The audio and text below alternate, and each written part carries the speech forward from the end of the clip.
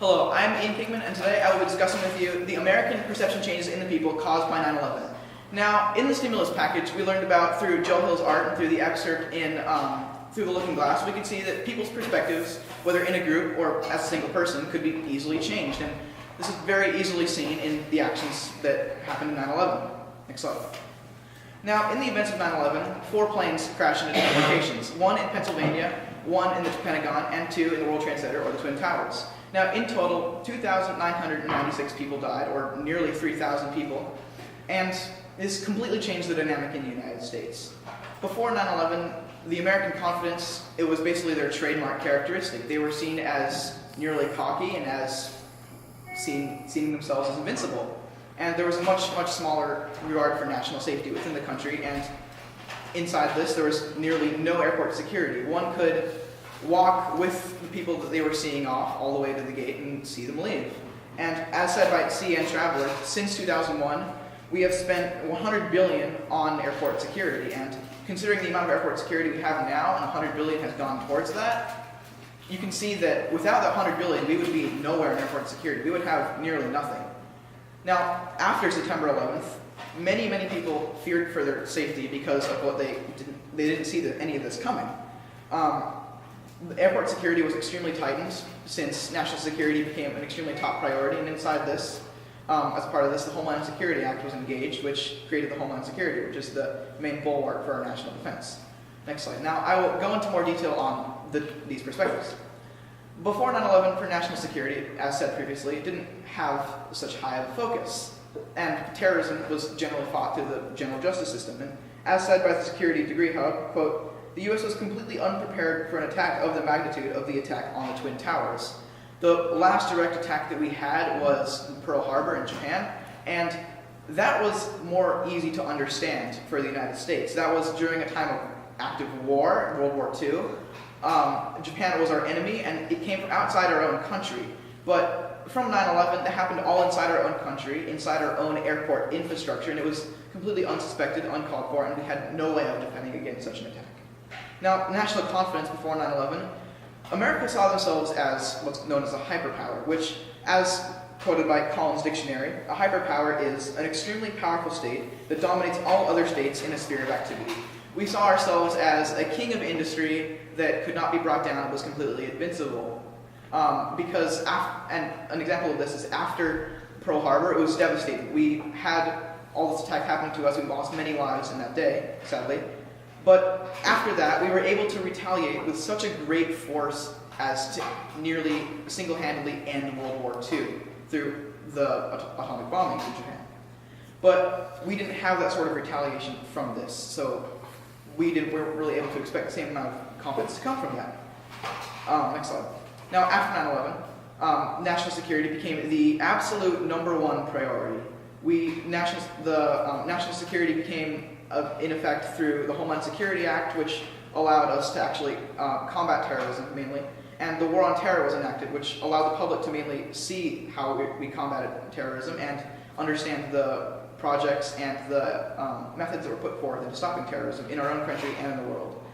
National confidence, we kind of saw ourselves as vulnerable, and we lost part of our trademark confidence. It wasn't completely diminished, as because we're still America, still extremely powerful in the world, but we were more willing to defend ourselves and use protection against other countries in more of a way of retaliation instead of being the final blow, the final force that was applied, such as in World War II. And to add on, quote from the NY Times in racial tensions, quote, "We saw it after 9/11, and we continue to see an uptick in allegations of hate-related incidents today following the tragic events from 9/11. Since all of the attackers in 9/11 were Muslim, and of Muslim descent, and of Muslim religion, it created this sort of stigma, and it kind of ostracized Muslim people from our own country and from our own culture over time, whether implicitly or explicitly. It might not have been extremely obvious that cultures were separating, but very much was separating." Next slide. Now, the effects of this, some of the negative effects or the limitations of these perspective changes were hate crimes and racism, as previously said, against Muslim culture increased. This caused the United States to become extremely more close-minded. It caused many problems around the world with It increased the Christian persecution in the Middle East and everywhere else in the world. Muslims became extremely ostracized, as previously said, in different societies, and the general aspect towards Muslims was negatively decreased extremely.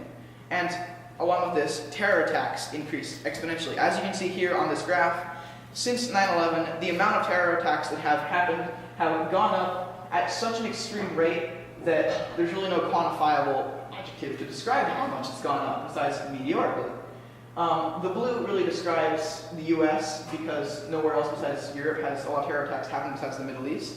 But what happened mainly that caused all these terror attacks were terrorism is built off fear. So after they attacked the Twin Towers and destroyed them and instilled fear in the hearts of not only nearly every single US citizen, but many people around the world, the rest of the world saw themselves as vulnerable from an attack of this magnitude, such a surprise, quick attack, which in turn created a spiral that created more and more fear, more and more terrorism that occurred by the fear caused them to instill in themselves a higher ability to do more terrorism, thinking that our victims will be more scared, which will, in effect, let us become more victorious. Which means, from 9/11, the terrorists, emotionally and mentally, won.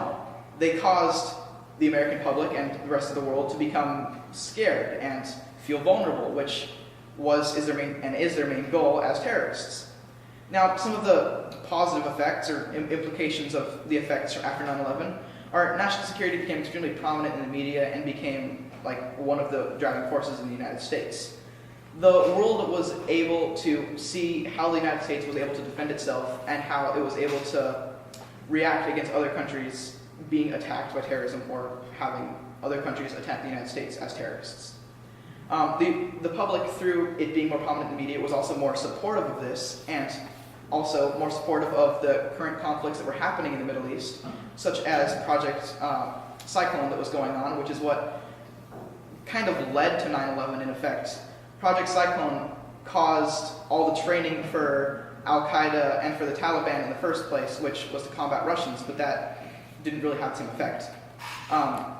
It led to the entire public knowing about all these wars and understanding that it was a generally good thing and how this could actually help the United States. And in effect, while there were many bad things that occurred through 9/11, there were many, many also good effects that occurred that in general helped the United States and helped protect the rest of the world. Thank you. Are there any questions?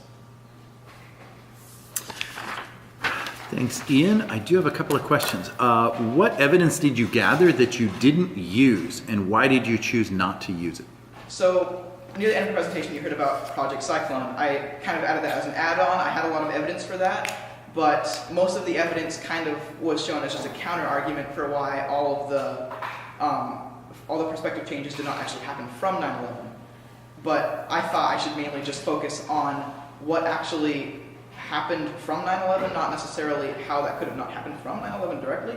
So having any evidence that was directly related to Project Cyclone in the first place wouldn't really have made any sense logically to put into my presentation, as it did not have any direct meaning towards the goal of what I was trying to get through.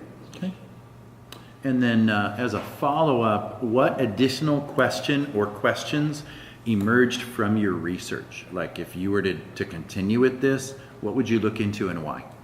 I would want to look into more of the illicit dealings, or more of the, not necessarily black market, but more of the undercover dealings that were happening between terrorists or countries that were supporting those terrorists, whether by public knowledge or private knowledge, and how that actually could have affected the perspectives anyway, through sedition, by being caused by upper hierarchies and oligarchs causing that to happen, through a very complicated series of events and manipulating people, or just through simple terrorist attacks causing the fear loop that I described earlier.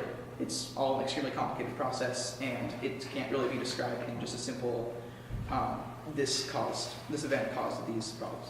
Okay, perfect. Thank you very much.